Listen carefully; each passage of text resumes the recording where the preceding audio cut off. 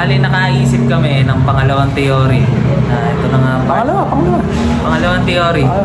Tinatawag namin to MG.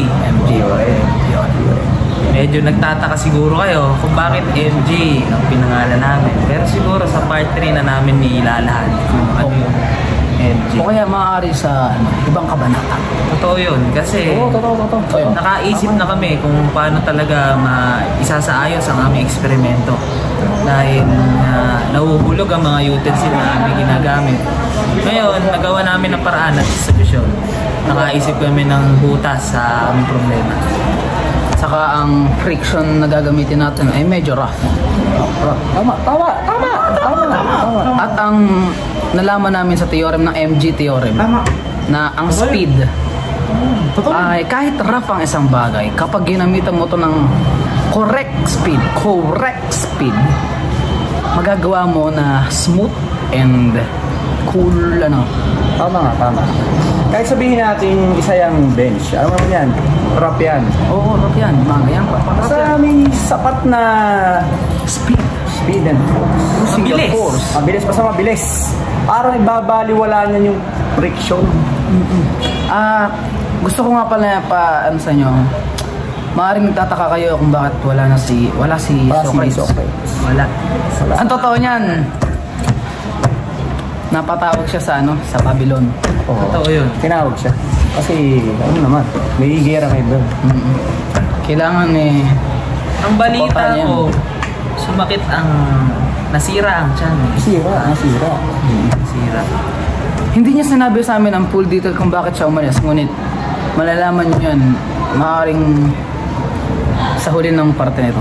Kasi dala siyang mga libro. Siguro, meron siya theorem na inaaral sa pinadala na rin namin yung theorem namin sa kanya gamit ang mga uwak namin dito. Mga kaibigan, ipapakilala ko nga pala sa inyo si Marcus Aurelius, Emperor of Rome. Yan yung nagpatawag sa amin kahapon. Nanood kami ng laban sa Gladiator Arena. Tinawag pala kami kasi gusto nang kasama sa entertainment. Ayaw niya ng mga accent, ba't nandito ka na naman? Ito na nga pala. Ito ang isang demonstrate sa pangalawa naming theorem. MG theorem. Papakita namin sa inyo. Ang surface niya ay isang uri ng rough na tela. At ang friction nito ay rough. Kaya siguradong ang force na kakailanganin mo ay malakas. Ang force ay lagi may kaakibat na speed. Ngayon, ipapakita ko sa inyo ang sa tingin ko, kapag hinila ko to with enough speed, hindi mauhulog ang mga utensils. Pakita mo. Nakita niyo yan? Alright. Okay. With enough speed, I believe that I can...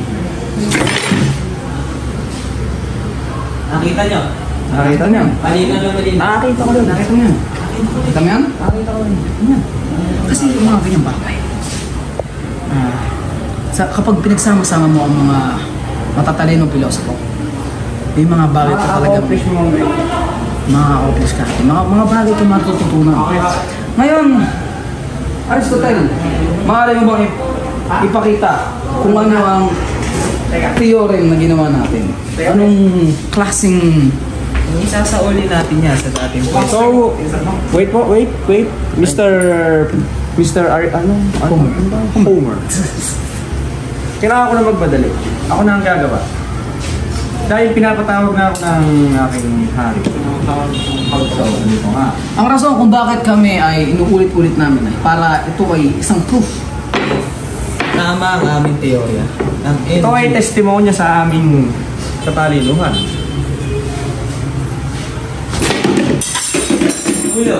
Kaya lang sinabi ko. Medyo masakit. Ito ay rason ng surface niya. Kumbaga yung technical error. Gaya na nangyari sa mga coins. Sa gitna nun naman na pwesto eh. Pero dapat talaga dito lang. Diyan lang. Ang nangyari kasi yun, sumama. Ganyan ang kailangan natin gawin. Papasok rin yan sa mga... sa way ng iyong pagkakakitak ng data. Dahil yung ganyan, maiiwan. Pero yung kanina kasi, pababa ang ginawa ko eh. Kaya May isa pang, sa tingin ko, kung bakit nagagano speed at yung sa puso.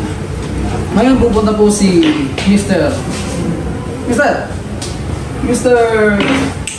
Plato, please explain kung bakit ka aalis ngayon. pinapatawag ako ng hari sapagkat kailangan niya ng marshal para sa susunod na gera namin sa Babylonia. Naway, alalayan. Ngayon, ipapakide-demonstrate din naman ito ni Mr. Aristotle. Maaari natin ito higit na. Ngunit, ang kailangan natin ay exact speed. Ito dapat mabilis. Kailangan mabilis. Nahulog yun. Katulad nga nasabi namin kanina, dapat talaga ang utensils o ang object mo ay malapit sa range na kailangan. Kapag lumayo ito, maaari.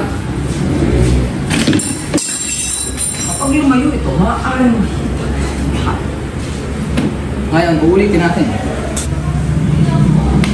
Please continue, mister. Kailangan mo lamang yan hilahin ng tamang speed.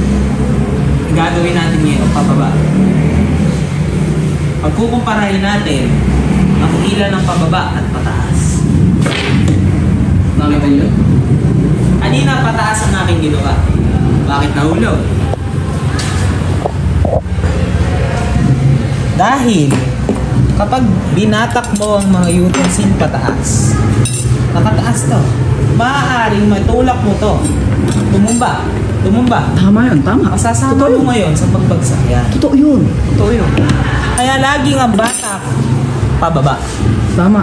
Para straight kapag hinila. Kasi pag mag-a-apply ka ng force sa pataas na bagay, tandaan mo, laging baba ang apply. Baliktad yan eh. Ang lamesa na to, ang force nito ay pababa. Ngunit ang lamesa nito, hino-hold. Itong object na to, pataas. Tama. Ganon din yun, Normal pagka to. hinaltak mo. Kung Normal gusto mo to. maiwan, pababa dapat ang haltak mo. Kumbaga dapat may tamang method, may tamang way. Totoo yun. Hindi naman kasi palagi na lahat ay nadadaan na speed. May mga proper techniques din, katulad ng ginawa ko kanina. Ito na ang end o katapusan ng ating Part 2. Maaring makita nyo kami sa ibang kabanata o ibang istorya. Muli, ako nga pala si Homer Aristotle, Aristotle. at si Marcus Ariel. Yes. Tapos si Plato and Socrates. Maraming salamat sa inyong tulong at dahil sa inyo, successful ang ating theory.